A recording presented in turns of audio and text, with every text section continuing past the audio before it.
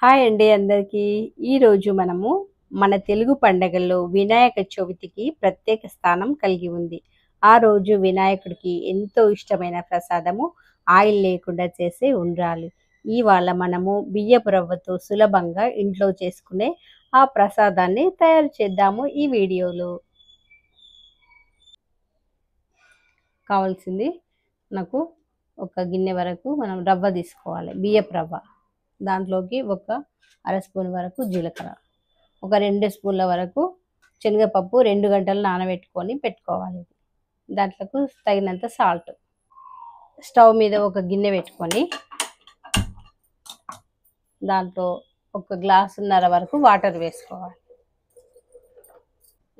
Water మరిగిపోయినాయి. దాంట్లో మనం జీలకర్ర వేసుకోవాలి, సాల్ట్ వేసుకోవాలి, నానబెట్టుకున్న శనగపప్పును కూడా వేసేసుకోవాలి.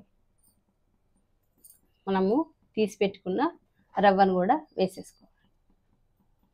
అంతా వేసుకొని కలుపుకోవాలి. ఇది చిక్కబడాలి. చిక్కబడేంత వరకు కొంచెం సన్న మంట మీద మనం మూత పెట్టుకొని మగ్గించుకోవాలి దీన్ని. ఇప్పుడు ఇది ఉడికిపోయింది. మనం తీసుకొని పక్కకు తీసుకొని పెట్టుకోవాలి. ఇది ఇప్పుడు చల్లారిపోయింది. మనం ఇప్పుడు ఉండలు చేసుకోవాలి రౌండ్గా.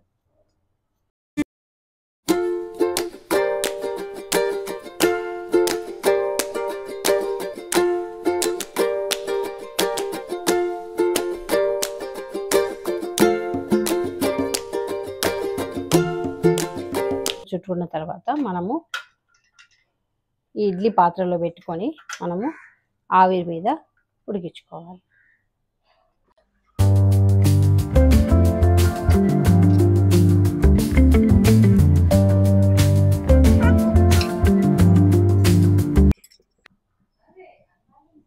ఇప్పుడు మూత పెట్టేసి మనము ఒక 10 మినిట్స్ వరకు పొయ్యి మీద పెట్టి ఉంచుకోవాలి. ఇప్పుడు మన ఉండ్రాలు రెడీ అయిపోయినాయి. ఇప్పుడు మనం అవి బౌల్లోకి తీసేసుకుందాము.